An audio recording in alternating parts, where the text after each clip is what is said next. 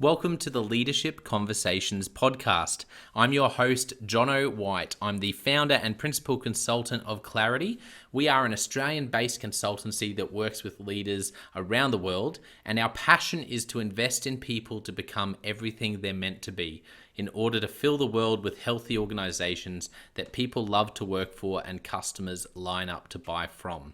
The goal of this podcast is to invest in you and your leadership. If you're just joining us for the first time, then feel free to check out consultclarity.org. That's our website, consultclarity.org. We have so many free resources on there, the most popular being our 7 Questions on Leadership series. We've had more than 1,500 leaders from around the world in all different sectors give their in-depth answers on leadership, what books they love, what they found most challenging, the most meaningful stories, how they structure their time through the day. That's free, so go and check it out. And we'd love to interview you about your leadership. I believe you have advice from your experience, your context, and your life so far that is important and can help other leaders. It's also a great way to give back. It's free to get involved, and you can do so by going to consultclarity.org/7-questions-interest, or just Google consultclarity.org 7 questions interest and fill out the form that pops up. We have a free resource for you on our website. It's called Leadership Survival Guide. It's a 57-page ebook. It has interviews with 10 world-class leaders, and you can go to consultclarity.org. It's right at the top, and get that today. We also have a daily email that we send out to over 15,000 leaders, and that email contains the highlights, our best content from our podcasts, our blog, my book, the books that we're loving that are out there about leadership. It's also the best way to get access to our masterclasses and workshops before anyone else. And there's also exclusive and limited special options just for subscribers. And you can subscribe by going to consultclarity.org/subscribe. Now, my gift to you is to work incredibly hard to provide the best leadership content I can to invest in you and your leadership. So if you're finding our content helpful, if you find this podcast helpful, then your gift to me could be this. If you do find it helpful, then write a review or rate our content and make sure you subscribe or follow. I can't emphasize enough how helpful that is. It really does help us to get the word out there so we can invest in more leaders to become everything they're meant to be. It also means a lot to me personally when people like you and people in our community share our content on social media. So if you do that, then please do look for me, Jono White, to tag me, and look to tag Clarity on whatever platform you're on. And our team, including me, I'm always looking to see when people have mentioned us so that I can engage with you. And also we look at sharing content. So if you write something about something we've done, there's also a good chance we'll share that with our followers. So if you could do that, that is a massive, massive help as we try to invest in as many leaders as we can around the world. Last of all, you can check out my book about how to deal with difficult people even if you hate conflict. It's called Step Up or Step Out. It's available on Amazon. You can just look up Step Up or Step Out Jono White, or you can go to store.consultclarity.org/book and check it out there. I have coached leader after leader after leader, and in more than 50% of the sessions, this topic comes up. How do I deal with this person? I'm finding it really difficult, and I just want to find a way that doesn't blow up, to just to have a difficult conversation, to lead them better. How do I do that? There's a 3-step process that I outline in this book that I believe can help you. Okay, let's get into today's episode of the Leadership Conversations podcast. Enjoy. Welcome to episode 23 of the Leadership Conversations podcast. Today's guest is Ajay Ganti. Ajay is the Chief Executive Officer of a company called SARCO. Ajay is a management graduate from the London School of Economics, and he's been serving as CEO for SARCO since 2010. Established in 1977, SARCO is today a leading company for marketing, distribution, retailing, and projects of electronics, home appliances, mobile phones, IT hardware, office automation, luxury lifestyle, and air conditioning solutions. SARCO is a part of Mana Group of Qatar, which is a highly reputed and leading business house in Qatar. Ajay is an innovator, a shaper, an effective manager. Due to his team skills and organizing execution capabilities, he has successfully worked with Indian and multinational organizations in India and abroad. His adaptive nature and high nervous energy have made him a success with startups, turnarounds, as well as steady state organizations. Currently, as I said, he is the CEO of SARCO and has worked with organizations like Elekta Gulf, Sony India, and Kitchen Appliances India, Kenstar, in the last 28 years.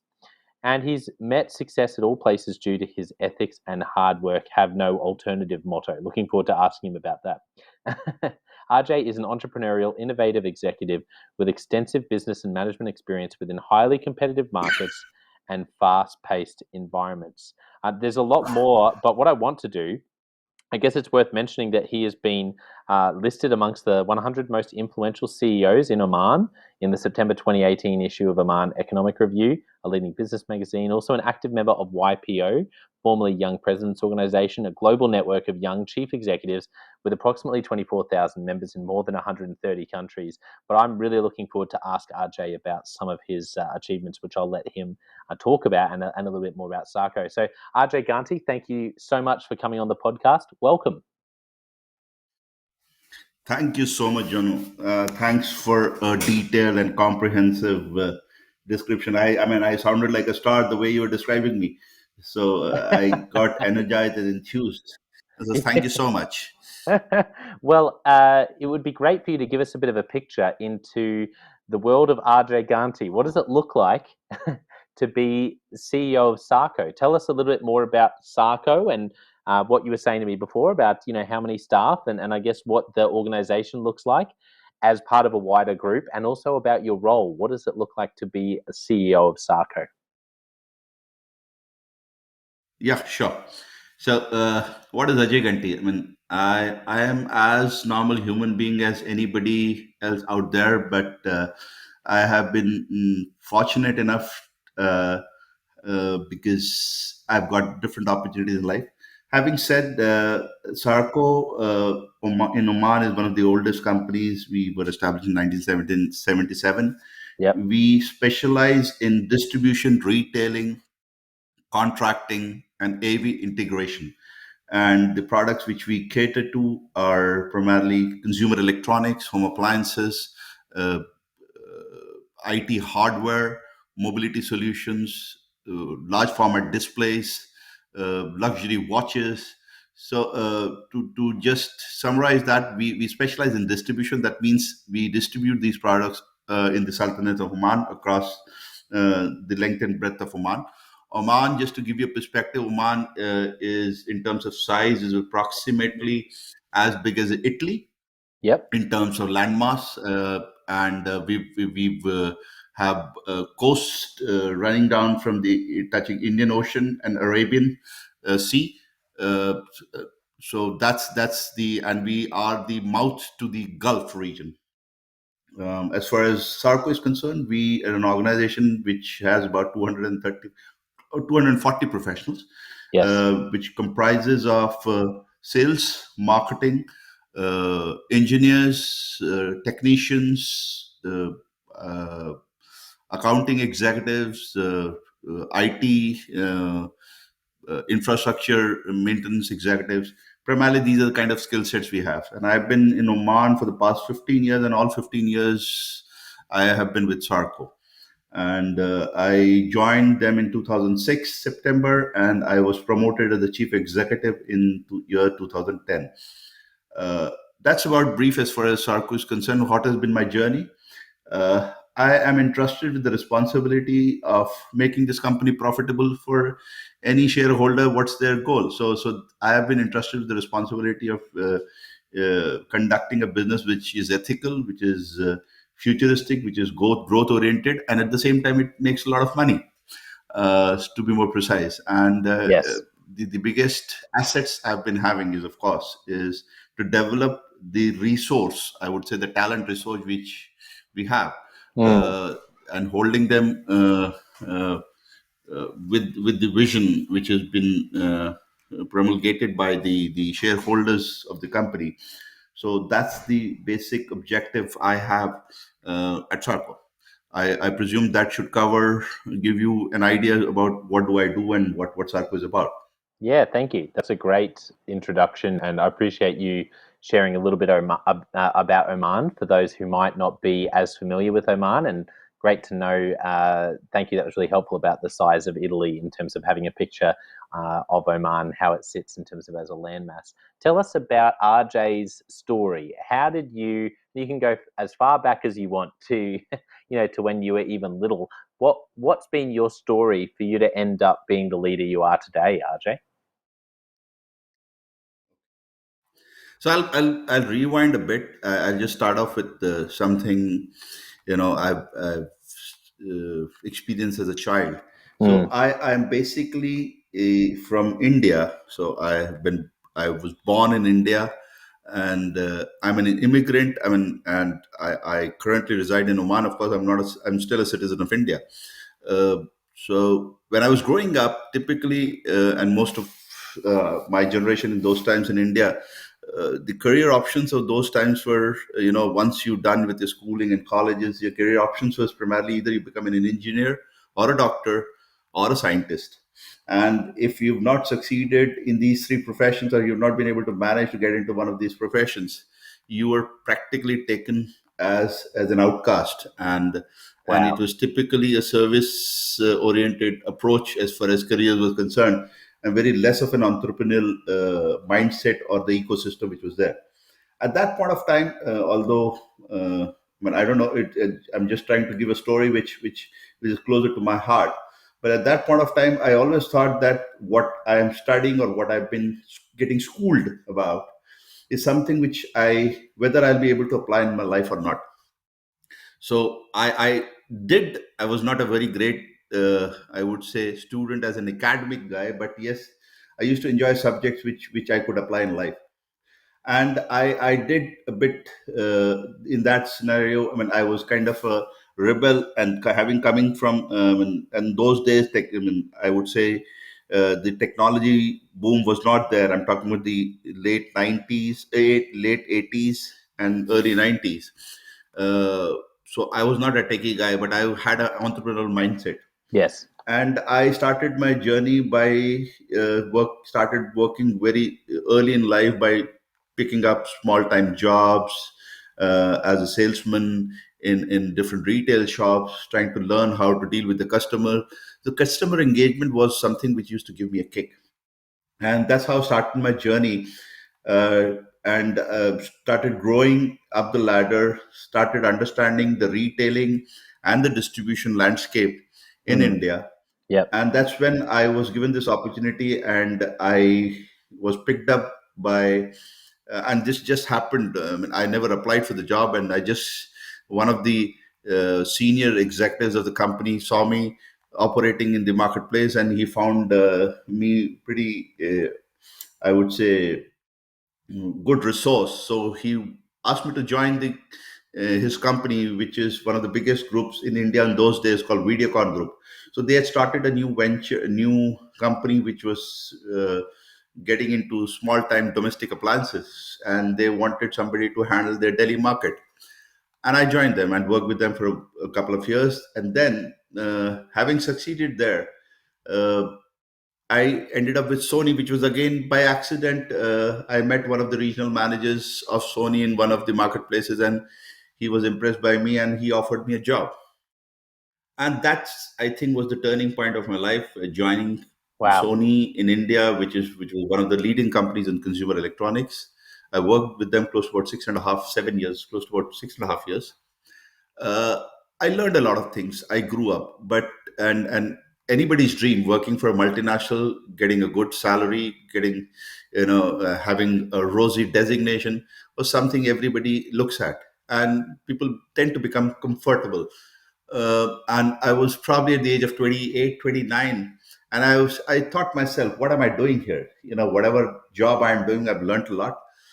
What is the next thing I'm going to do? So the only thing which I'm going to gain right now is uh, some some more dollars, I would say some more rupees, and Yeah. a much fancier designation. But whether my presence or absence is making difference to the organization or not is something which is very, very important to me. That's when I realized, if I remove this tag of Sony Mm, from my resume, will I survive or will I collapse? yeah. And I started searching. So, and I was doing pretty well in Sony. I was growing, and I got an offer from a Dubai-based small-time company, which is an OEM company in 2004, which is trying to expand into the African markets. And they gave me this opportunity. Why don't you take up the role of their international business in expanding their brand across the continent, different continents? And it was a relatively small company. From a cushy job, moving to a small time company which was devoid of systems, processes, is was like taking a huge risk. But what I believed at that point of time, that this is the time which I need to test myself. So I had two things at my which were at my advantage. One was age. I Mm, was young enough, so I yeah. could take the risk. Two is that I would learn certain things by doing myself rather than, going through the textbook processes which have already been said by somebody else. So from being an executor, I thought I'll become a creator in terms of processes, in terms of systems, in terms of strategies, in terms of vision. Yes. And I took the risk. And my boss, I remember, called me up and said, "Why are you leaving? I just promoted you." I said, "No, I've had, this is what maximum I can learn. The only thing which is going to grow is I'll probably handle a bigger size of business and bigger team of people. But the applications will remain the same. So I need to apply myself differently and see different conditions." So that's when I took a jump and moved to Dubai, traveled extensively, and realized Wow. that world is not that easy. So And true. I used to travel for three weeks in Africa. Started like from the scratch, tried to build up, understanding the markets, new country, new people. It was a great experience. It was kind of rebooting yourself and going to the basics and relearning, or I would say recharging yourself, because every 5 years, 10 years, the marketplace, the consumers, the demands, the needs keep changing. And when your ears are to the ground, that's when you realize what exactly is the pulse. Invariably, what happens is when you're working in a cushiony job, Yeah. you lose that pulse. And that's when I realized. And having worked there for 2 years, I was dropped in. I got a couple of offers. I mean, this is something which, at that point of time when you're getting good offers, it's very difficult to refuse the good ones and the cushiony ones. And I was given another choice when I was given an opportunity here in Oman for a company which was been there for quite some time, since 1977, but was going through tough phase in business. And they were looking at a transformation in the management. And then I was offered the job of general manager. It was not doing well. It was not a very well-known company at that point of time, and the business was relatively very low in terms of the volumes what we were doing. But what I decided at that point of time, then all my life I was a sales and marketing professional, but I had never had the exposure of being a general management person. So I thought this is an opportunity no company will give me, because normally you get this kind of a opportunity only when you grow up high up the ladder in an organization, and that's when probably among the few you'll get the opportunity of managing the whole show, not just being responsible for sales or marketing. That's it. But a holistic experience was important. Though it was a small company, I thought Yes. it's my term for learning. So they say all the universities, all the schools teach you what to do in life, but experience teaches you what not to do in life. So that's when I I, li- decided, let I me like jump that. in and let me take this opportunity. That's so true. It's definitely been my experience. It's when you get out there and actually do, you do management, you do leadership, and you go, okay, well, that doesn't work, or you see something and you go, I'm not going to do that. It is so much about what not to do. That's so true. So it's been an interesting journey, because my what I've learned over a period of time, the biggest management lessons or the leadership lessons you learn is actually on the ground. And I just to give you an example, right? We talk about courses teaching in management school. I mean, of course, I did a postgraduate diploma. I did my graduation. I did my postgraduate diploma. But at any point of time in education, I felt that I was getting schooled, but I was not getting educated. So I would rather prefer getting educated than being schooled. Schooled is like a Yes. straight jacket. You'll be taught certain concept, but So true. seldom does one get an opportunity to apply those concepts. So that's something which I came across, and then I decided, let me go back to school. Once I've had enough amount of experience, I thought, let me go back to school again. Now is the time to learn or structure what I've experienced and put a theory to it. And that's when I decided to do my management from London School of Economics. And it did bring in the finesse you require uh, for being an entrepreneurial executive. So what I decided at that point of time in the last 15 years, look, I might not have the capital to build up an ecosystem or an organization and build up a business of my own, but I can definitely be a entrepreneurial mindset kind of an executive Yes. who can run a business as though his own business and make sizable and effective contributions. And that's what most of the shareholders. So I am a professional who handles the business for Mm. others Yeah. and enjoys the fruits of that success along with the shareholders. Yes. So I turned my weakness of lack of capital into strength and Mm. used my skill sets, which I've learned in the experience, to lead. And I would say there's, of course, on a lighter note, they say uh, when you when you succeed, you lead, and when you fail, you teach. So Yeah. thankfully, till now, I've been able to lead, Yeah, that's and right. and I've always celebrated my failures. That's something which one of my learnings is that never be averse to your failures, and failures are the biggest teachers, which make you understand how better can you do the next time. So the more you celebrate your failures, the more likely are you to become a success story. That's been my mantra for quite some time. And I've been learning from the lowest person in the ladder. I mean, I've Yes. learned negotiation skills from my mother. The way my mother used to go shopping and the way she used to bargain and negotiate for vegetables with the street vendor in India, and the way she used to bring in efficiency, and she used to, with the limited resources she had, then she used to maximize the outcome. I think the best teacher is your mother in terms of negotiation. Then optimization of resources. When you come from a very middle class family, you have limited income, so that means you have limited resources. How do you optimize those resources and maximize the outcome and get this happiness? These are skill sets which if I go back and just uh, kind of think about it, then I realized that these are the schools which you get educated first. Of course, then it is formulated into theories in different school and in different institutions and taught you as a strategy or a concept or a principle. But the learning starts pretty young if you observe with normal people who didn't have the privilege of going to these schools. They do have inherent qualities which you can learn from.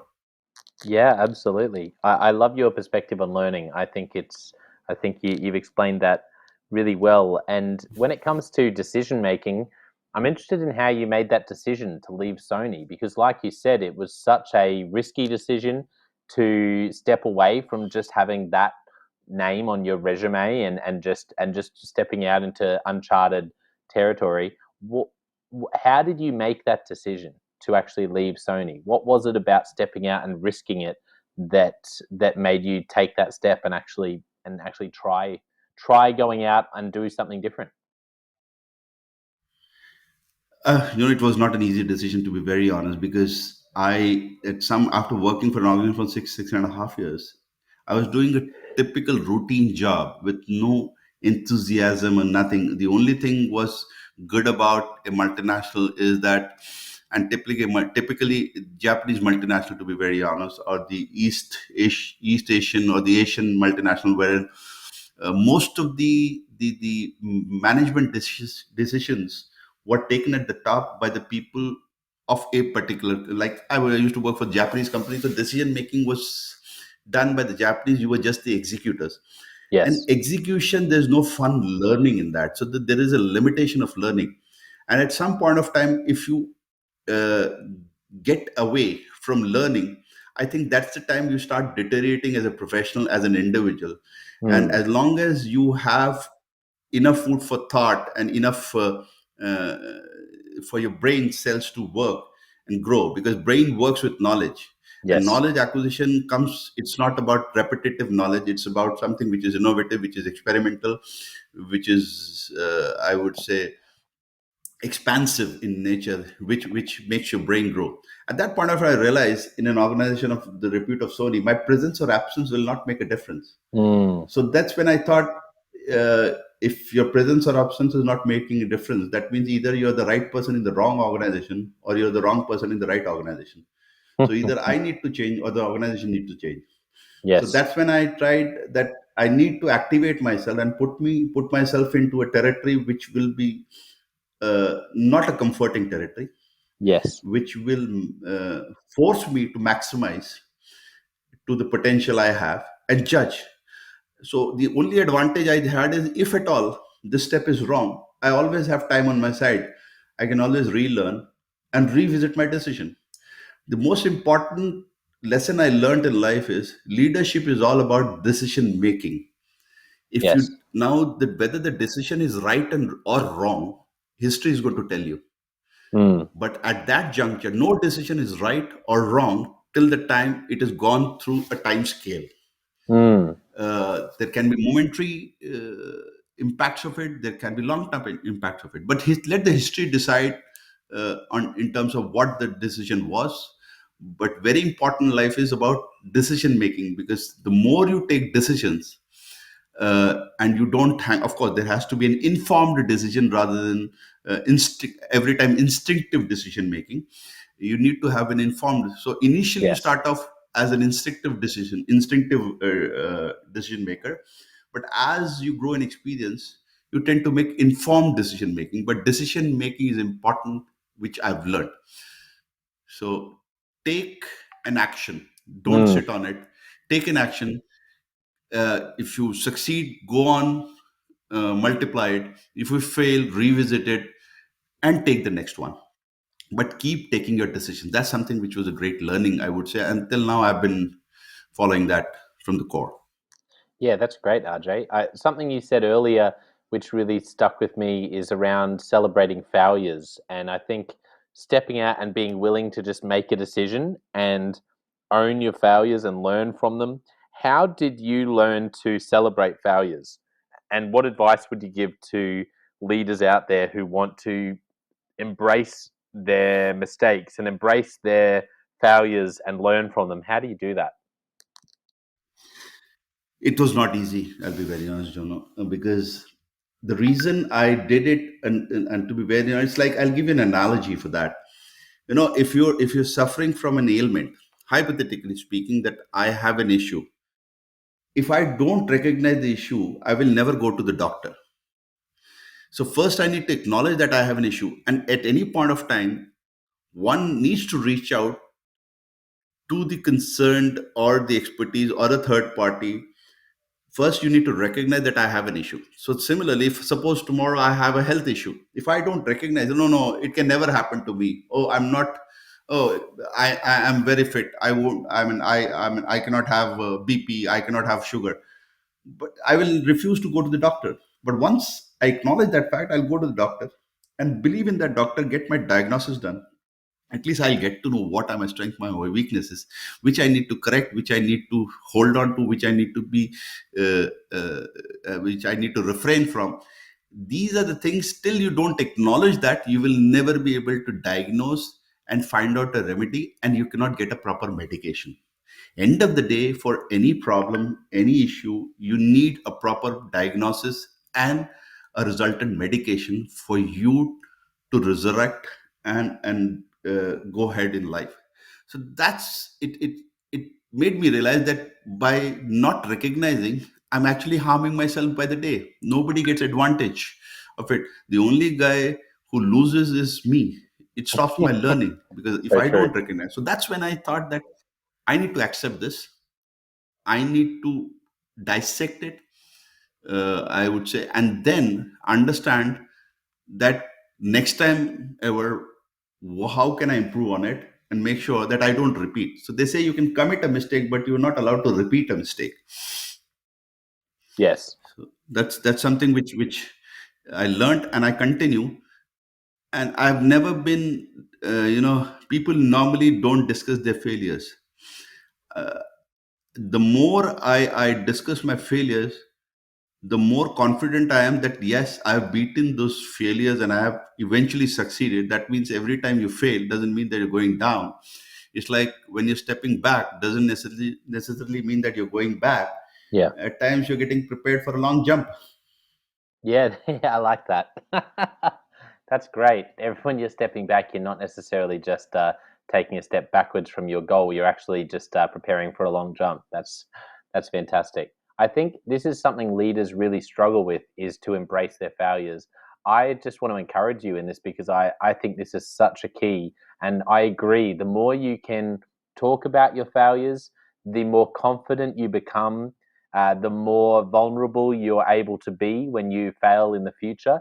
And you model that for your team. I bet it's helpful for your team that you're so open about, hey, I made a mistake there and I learned from that, because that then encourages them to model that, to copy that, and actually to own their own mistakes.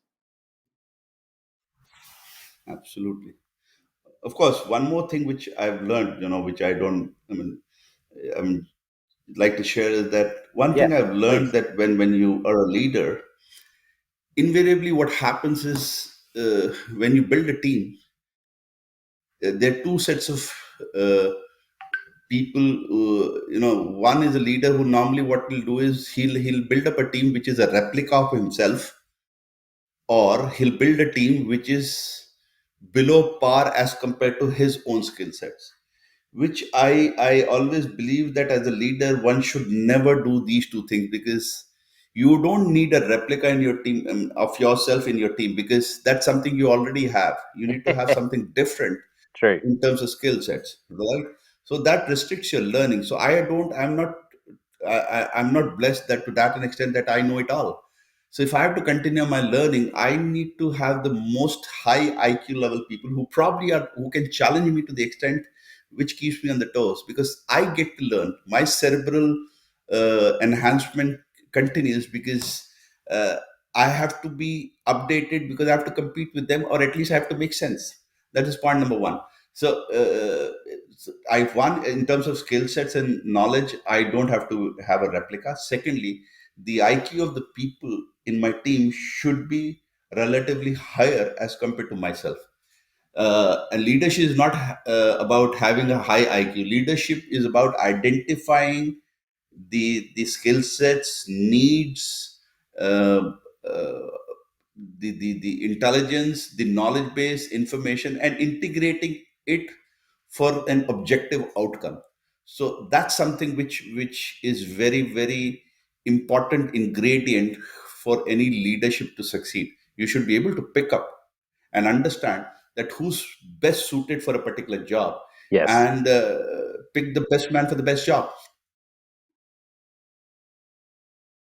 Yeah, that's So fantastic. I think the focus on not having a replica of yourself, and on putting the right person in the job and finding people who are even better than you, and can be experts in their area to come in and be better than you as the leader. I think that's a really important philosophy for leaders to have.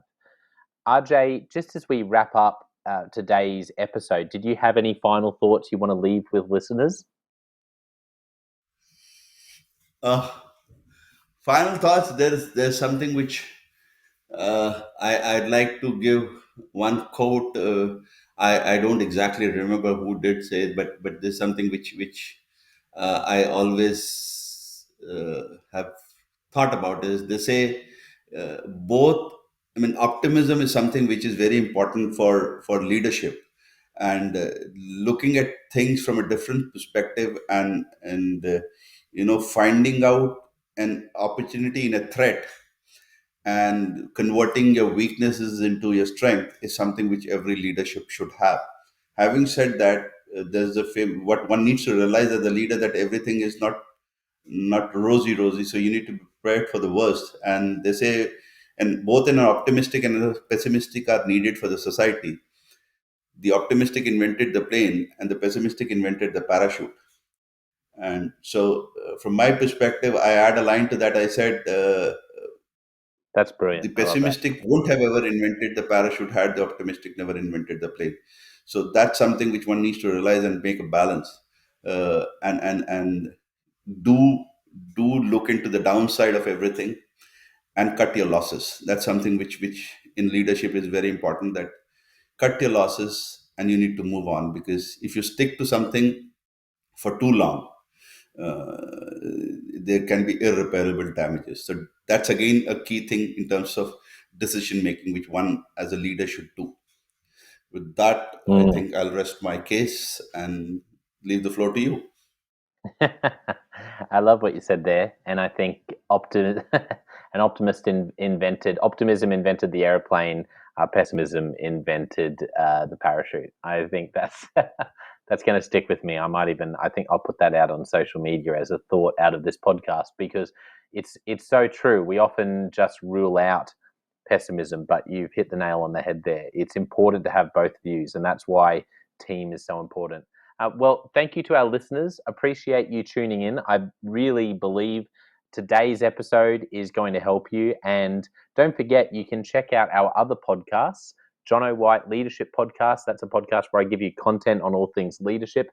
And we also have the leadership question of the day, where I ask you a different question every day around leadership, just to help you grow in your leadership and to step out and be uncomfortable. But most of all, I just want to say a really big thank you for his generosity of time, for his stories, which I thoroughly enjoyed, and for some fantastic leadership one-liners, which I'm going to go back and I think I'm going to have to listen to another time. Ajay Ganti, thank you so much for coming on the podcast. It's been a pleasure. Thank you so much, Jonah. It was my pleasure. And thank you for giving me this opportunity to share my story and my thought process. I hope this can bring in some value to your listeners, and some young minds out there. And if they can actually uh, bring in better leaders, I mean, I'll be the happiest person. Thank you.